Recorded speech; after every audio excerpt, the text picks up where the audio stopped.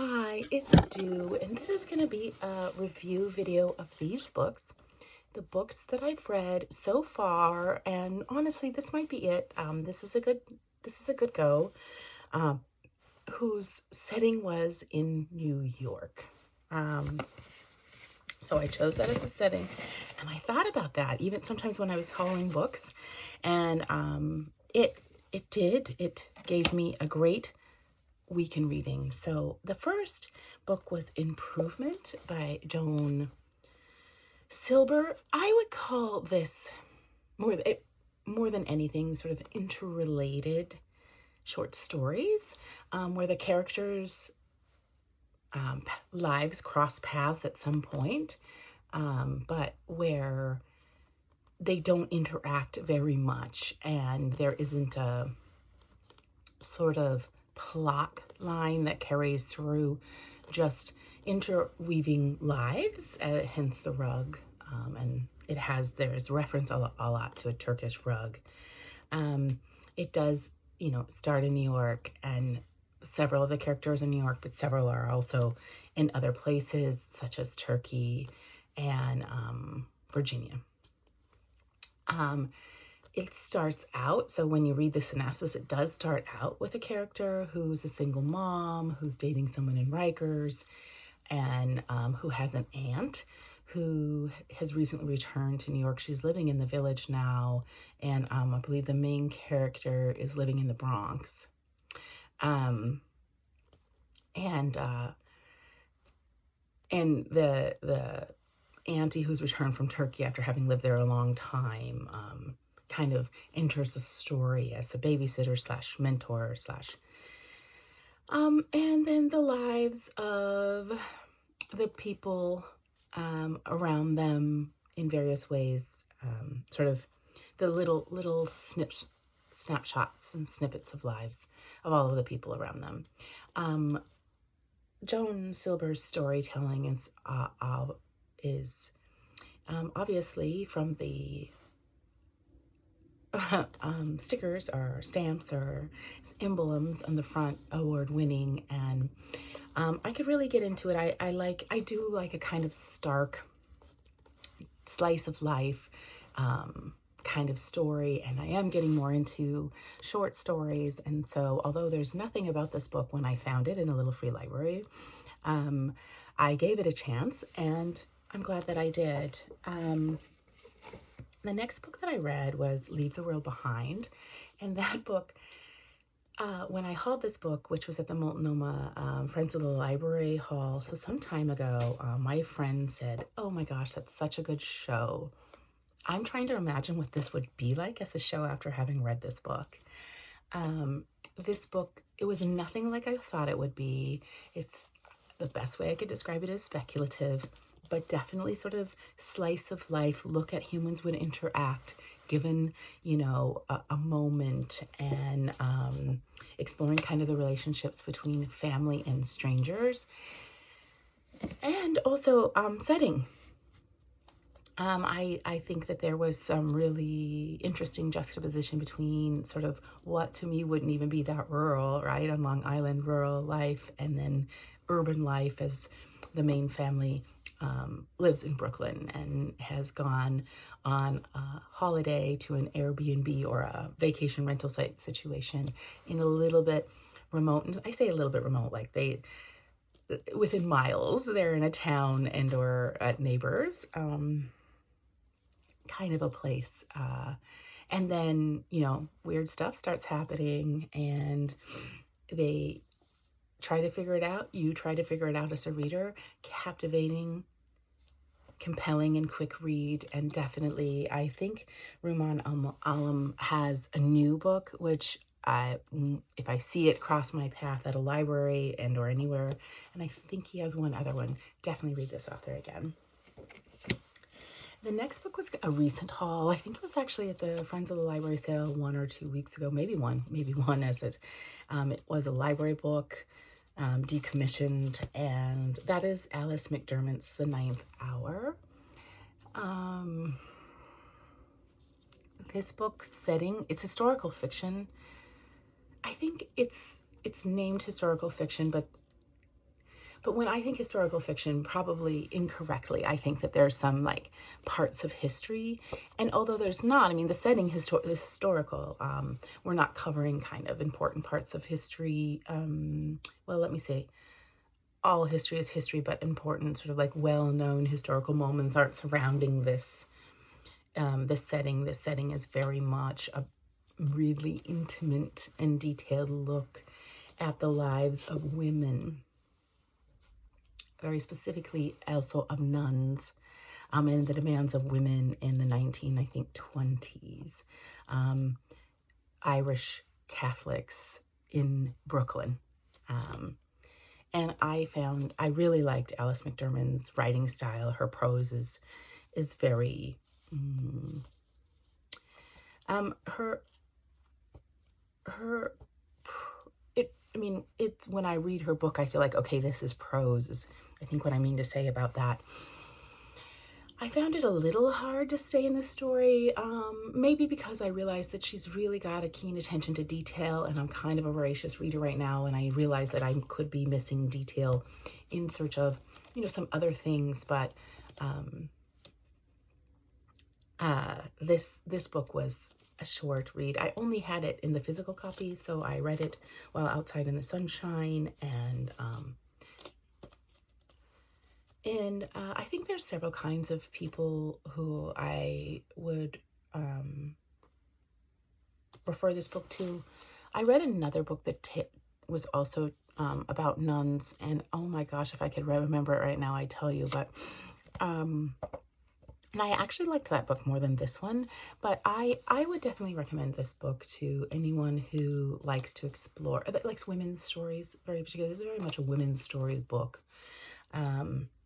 And also, kind of books from this period, which is, 1920s, kind of when cities are being formed, if maybe even earlier, maybe it's pre-war, it might be a bit turn of the century. In any case, really sort of pre-industrial push that there's a train line, but just showing how the harshness of life and what it took for people to survive, what it took for immigrants to survive in new cities, etc. The next book that I read was Tuesday Nights in 1980 by Molly Prentice, and it was a bit of a sort of what I had in my mind a sister read to this one, which is Anita de Monte Last by Xochitl Gonzalez. And the reason for that is because they're both art.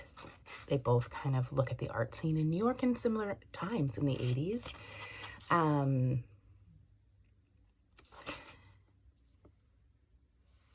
Xochitl Gonzalez's book looked a little bit more at like the high-end, highbrow art scene, and Tuesday Nights in the 1980s looked more at like the scene that was happening where there were squatters and art creators, and what does it look like to sort of be an artist in its truest form, and what does it mean to sell out or not sell out. And it looks at those things. It definitely utilizes the setting of New York in the 1980s, particularly in like Soho and Alphabet City and the downtown parts of New York.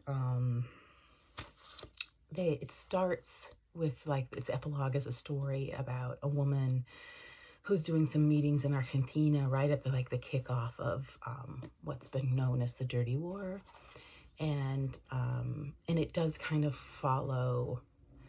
I mean, in that regard, there's some historical fiction. The reader comes to know a little bit, if you haven't already, about what was going on in Argentina in the 1980s. There's a scene where there's a memorial for, John Lennon.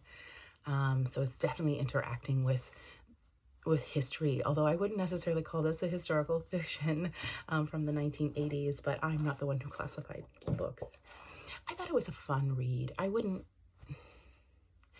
revere this book. I don't revere this book too highly. I don't regret having read it. It was a decent read. It got some insight. I didn't find it, I think, of like the art books that I read, which aren't many. There's Anita de Monte Last by Xochitl Gonzalez, and then there was Blue or True Blue by Percival Everett, and all similar sort of time as well, all involving some kind of what's been assigned as Latin American countries, Spanish-speaking countries, Cuba in Anita de Montelas Las, Argentina in this one, and El Salvador in True. Is it True Blue? Some kind of blue. Wow, my memory today. And if you're watching this video, you're like, okay, then just go and edit it and tell me later. Okay, so the Percival Everett book also integrated with North America and Central and South America. So this book is, I mean, I'm glad I read it. This I'm going to donate today because I'm going to the Friends of the Library second Saturday book sale. And yeah, this is going to get donated. And I, you know, again, I don't have even any in my mind to recommend it to, but that doesn't mean it wasn't a solid, decent read. The next book I read, I realized maybe first chapter in, oh, I have read this before. And that is Never Let Me Go by Kazuo Ishiguro. I'm well aware that this gets mixed reviews, and his darling is The Remains of the Day, which I have a memory of reading, but I can't catch the plot in my mind at all, so I might be conflating.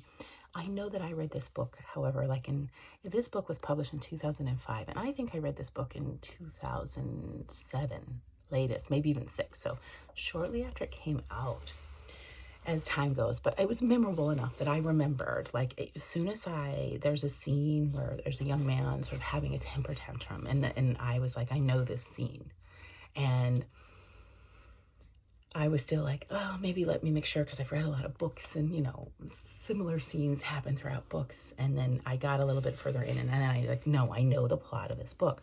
Of course, when anyone talks about this book, they can't talk about the plot, because maybe for some people, that's what they're in it for. For others, that's what they're annoyed with. But I liked the innocent and almost juvenile way that the story is told, because it reflects the innocence of the time. I think there's some speculation about what do you share with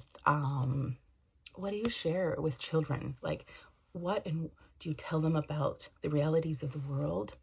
And when do you tell them that? And I think that's an interesting conversation and even debate amongst, I know, parenting adults, that given the scenarios in this book becomes even more profound and necessary to think about. And I think even like the desperation of, you know, can true love really save you? Does one even know what that is?